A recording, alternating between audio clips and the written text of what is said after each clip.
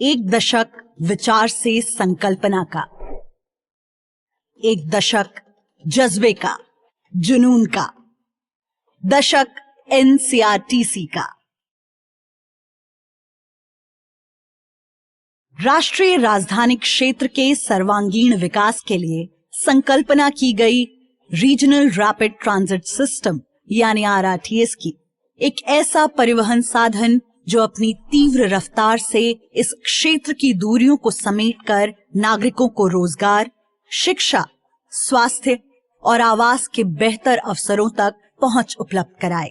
इसे कल्पना से वास्तविकता के धरातल पर उतारने के लिए भारत सरकार ने राष्ट्रीय राजधानी क्षेत्र के 4 राज्यों यानी राजधानी दिल्ली, उत्तर प्रदेश, हरियाणा और राजस्थान की सरकारों के साथ मिलकर 21 अगस्त 2013 को स्थापना की एनसीईआरटी की।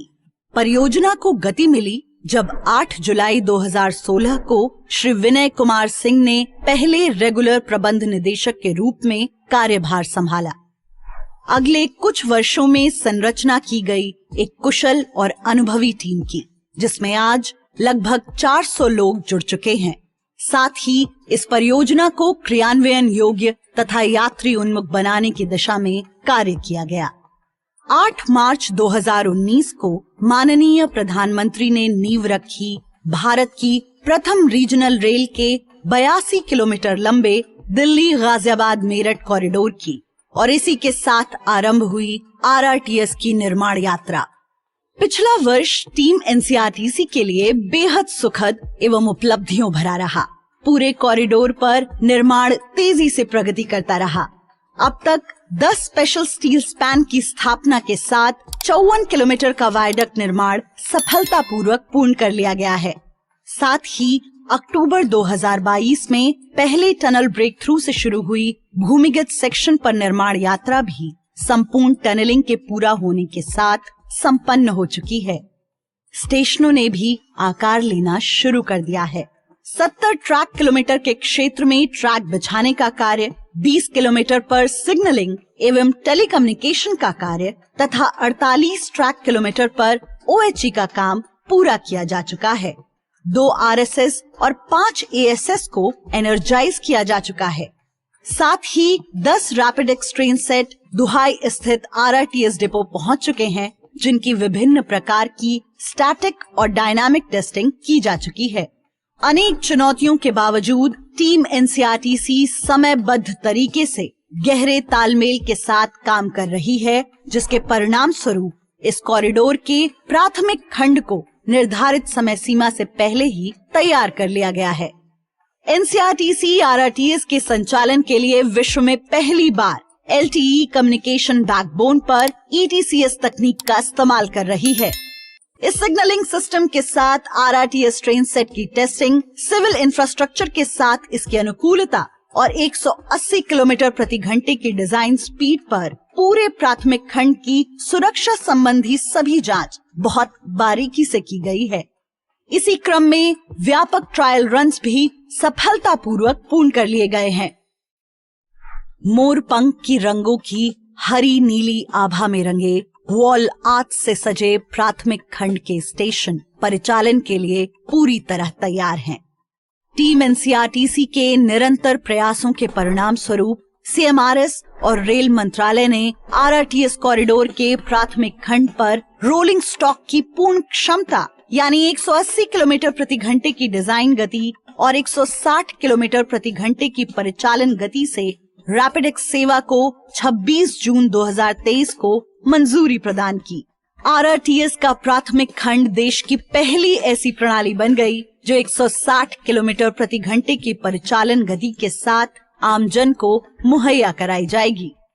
कॉरिडोर के ऑपरेशंस और मेंटेनेंस का चार्ज डीबी इंडिया ने संभाल लिया है तथा प्राथमिक खंड पर रैपिड एक्स ट्रेनों के सुचारू क्रियान्वयन को सुनिश्चित करने के लिए उनका संचालन ठीक वैसे ही किया जा रहा है जैसा कमिश्निंग के बाद किया जाएगा। यह भारत सरकार, राज्य सरकारों तथा फंडिंग एजेंसियों से मिल रहे निरंतर सहयोग तथा टीम एनसीईआरटी के अथक परिश्रम का परिणाम है कि यह पूरा कॉरिडोर जून 2025 के अपने निर्धारित लक्ष्य से पहले ही पूरा होने की दिशा में अग्रसर है। हाल ही में भारत की प्रथम रीजनल रेल को रैपिडेक्स नाम से एक नई पहचान मिली, जो इसकी परिवहन सेवा की ऊर्जा और भविष्योन्मुखता को सही रूप में परिभाषित करता है। अभी तक आयातित होते आ रहे प्लेटफॉर्म स्क्रीन डोर्स को पहली बार स्वदेशी रूप से डिजाइन और विकसित कर एनसीआरटीसी ने एक महत्वपूर्ण उपलब्धि हासिल की। एनसीआरटीसी ने नवीकरणीय ऊर्जा और सस्टेनेबल प्रक्रियाएं अपनाने की अपनी प्रतिबद्धता की ओर कदम बढ़ाया। दुहाई स्थित आरआरटीएस डिपो को ग्रीन डिपो बनाने के लिए 585 किलोवाट की इंस्टॉल्ड कैपेसिटी वाले अत्याधुनिक सोलर पावर प्लांट की स्थापना की गई। देश के अमृत काल में जब तकनीकी और प्रौद्योगिकी के क्षेत्र में भारत नित नए प्रतिमान गढ़ रहा है, एनसीआरटीसी इसके साथ कदम से कदम मिलाकर आगे बढ़ रहा है। एक और जहां असेट मैनेजमेंट के लिए integrated real time enterprise asset management system यानी iDreams प्रणाली लागू की गई, वहीं दूसरी ओर परियोजना के क्रियान्वयन की यात्रा में अर्जित ज्ञान और तकनीकी क्षमता को साझा करने की दिशा में भी कदम बढ़ाया गया।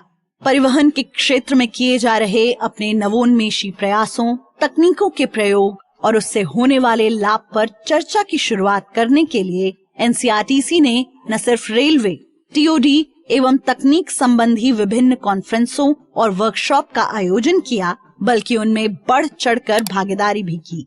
साथ ही राष्ट्रीय प्रशासन अकादमी में सीनियर प्रशासनिक अधिकारियों को भी परियोजना के कुशल एवं समयबद्ध इम्प्लीमेंटेशन से परिचित कराया गया।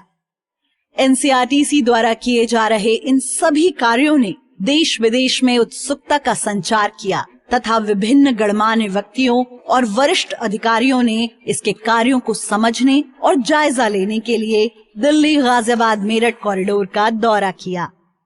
इस परियोजना के असल लाभार्थी रैपिडेक्स रेल के यात्रियों को इसके प्रति जागरूक करने के लिए भी एनसीआरटीसी निरंतर प्रयास करता रहता है। एक तरफ जहां स्कूलों कॉलेजों में कला प्रतियोगिताएं और नॉलेज शेयरिंग सेशन आयोजित किए गए, वहीं जनता के बीच जाकर नुक्कड़ नाटकों के माध्यम से बड़े ही मनोरंजक ढंग से हंसाते गुदगुदाते हुए उन्हें परियोजना के विभिन्न पहलुओं से परिचित कराया गया। इसके अलावा जेएफपीआर के अंतर्गत ट्रांसजेंडर्स, महिलाओं और किसानों के हित की बात करने और उन्हें जागरूक करने के लिए भी विभिन्न वर्कशॉप आयोजित किए गए। भारत की प्रथम रीजनल रेल की निर्माण यात्रा में दिन रात परिश्रम कर रही टीम के उत्साहवर्धन और उनके समग्र विकास के लिए भी एनसीआरटीसी समय समय पर विभिन्न कार्यक्रमों का आयोजन करता रहा। फिर चाहे वो विभिन्न खेल प्रतियोगिताएं हो या स्वास्थ्य शिविर, सुरक्षा सप्ताह का आयोजन हो या साइक्लोथॉन, टीम एनसीआरटीसी ने इन सभी में बढ़ चढ़ कर हिस्सा लिया। एनसीआरटीसी के इन प्रयासों की मीडिया में भी खूब प्रशंसा हुई। साथ ही लाखों लोग सोशल मीडिया के माध्यम से जुड़े और इसकी सराहना की। एनसीआरटीसी भारत की प्रथम रीजनल रेल के साथ राष्ट्रीय राजधानी क्षेत्र के लोगों के जीवन में एक क्रांतिकारी परिवर्तन लाने के लिए पूरी तरह तैयार है। अब मंजिल दूर नहीं।